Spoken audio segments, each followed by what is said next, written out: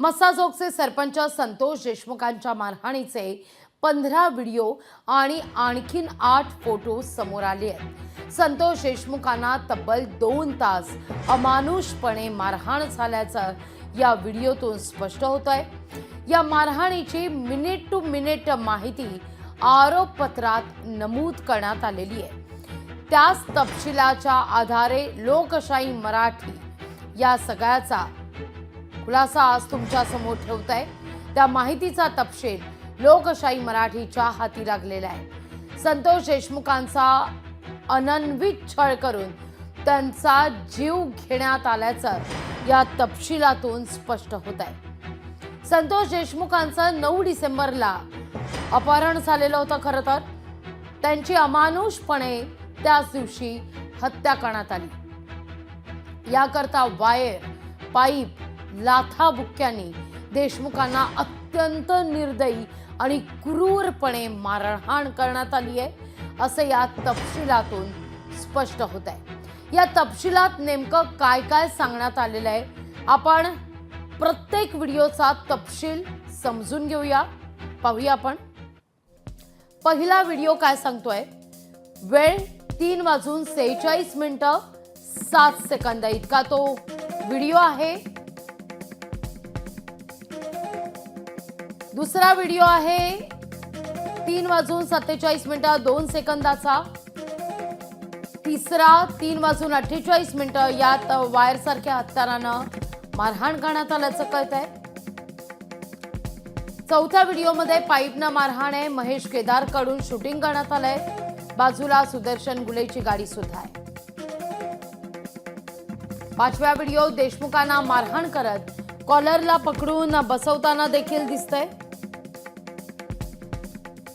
सहाव्या व्हिडिओ संतोष देशमुखांना चेहऱ्यावर आणि इतर ठिकाणी मारहाण झाल्याचं दिसतंय। सातव्या व्हिडिओमध्ये तपकिरी रंगाच्या पाईपनं मारहाण करण्यात आल्याचं दिसतंय।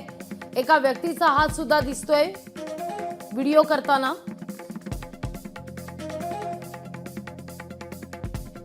आठव्या व्हिडिओ संतोष देशमुखांना बळजबरीनं काहीतरी विचारणा केली जातीये हे स्पष्ट होत आहे।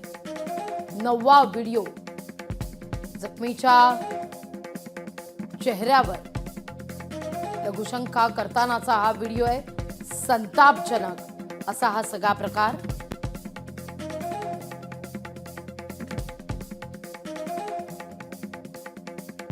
तर 10व्या व्हिडिओ देशमुखांच्या अंगावरील कपडे काढून त्यांना खाली बसवलं, पाईपनं मारहाण केली आणि दुसरी व्यक्ती शूटिंग करत होती।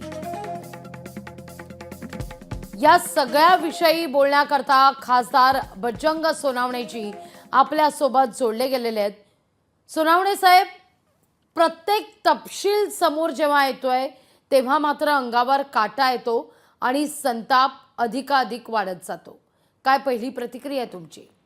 हे बघा, ही घटना ज्या दिवशी घडली 9 डिसेंबरला, त्या दिवसापासून मी एकच सांगतोय की संतोष अण्णा देशमुख यांना किडनॅपिंग करून टॉर्चर करू मारलं आणि एवढी निर्घृण अशी हत्या केली की मानवतेला काळीमा फासणारी ही घटना आहे। ठीक आहे, एखादं भांडणे होणे, छोटं काही होणे, पण ते ठीक आहे, मर्डर होणे ते सुद्धा समजू शकतो, पण अशा पद्धतीनं महाराष्ट्राच्या इतिहासामध्ये अशी घटना याच्या अगोदर कधी घडली नसेल। एवढ्या क्रूरतेने यांनी मारलेला आहे।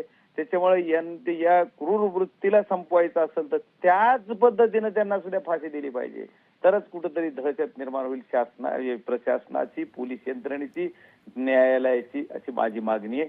कारण मी प्रत्येक अपडेट पहिल्या क्षणापासून, जी घटना किडनॅपिंग झालं 3:15च्या दरम्यान जवळपास, त्याच्यानंतर किडनॅपिंग झाल्यानंतर मी हाऊसलाच होतो। परत मला ज्यावेळेस कळलं की डायरेक्ट मर्डरच झालेला आहे 6-6:30 वाजता, तर मी 7:10 जवळ आसपास मी पहिली प्रतिक्रिया दिली।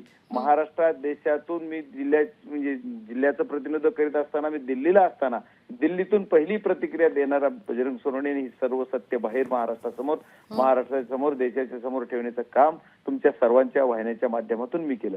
त्या क्षणापासून मी सांगतोय की ही जी प्रवृत्ती आहे याचा मास्टरमाइंड सापडला पाहिजे।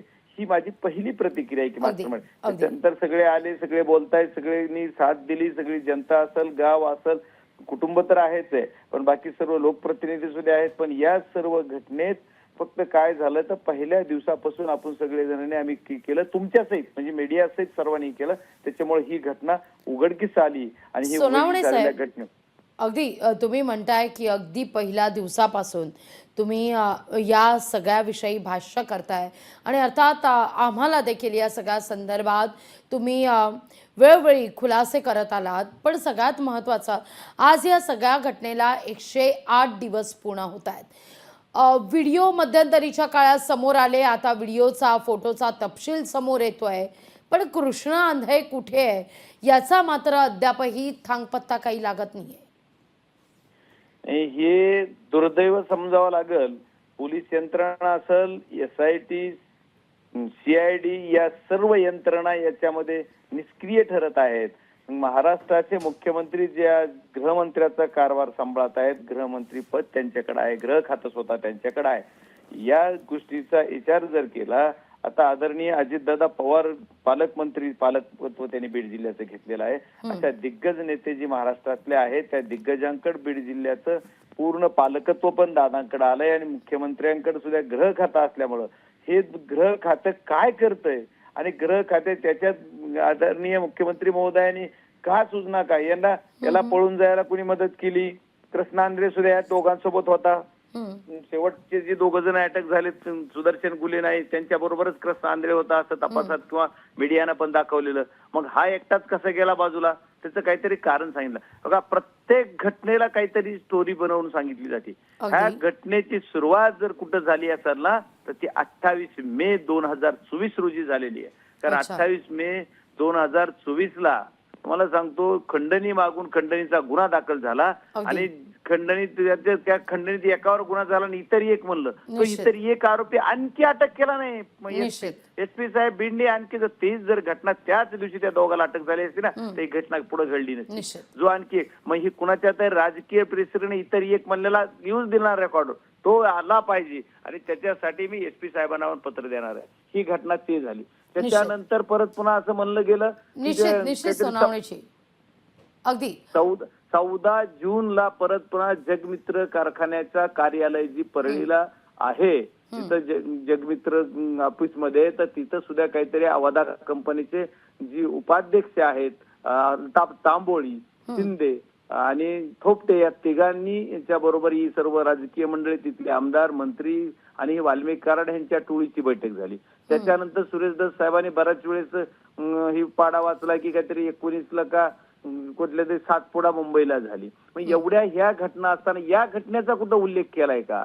माझी मागणी असेल की या सर्व घटना सुद्धा 28 मे ची घटना, ही परत जगमित्र कार्यालयावरील मिटिंग, परत पुन्हा सातपुडा बंगल्यावर झालेल्या मिटिंग, या तिन्ही गोष्टी सुद्धा पूर्वनी आरोपपत्रामध्ये घेतल्या पाहिजेत. म्हणजे पुन्हा सगळं खरं बाहेर येईल की कोण खंडणी गोळा करीत होतं, कुणासाठी खंडणी जात होती, पैसा कुठं कुठं गेला आणि गोळा कुणाकडून किती किती केला, या सर्व गोष्टीचा तपास सुद्धा झाला पाहिजे. आणि याच्यासाठी मी SP साहेबांना सुद्धा पत्र देणार. निश्चित सोनावणेची धन्यवाद आमच्याशी संवाद साधला त्याबद्दल. लोकशाही मराठी ऐका, पहा, जागरूक रहा.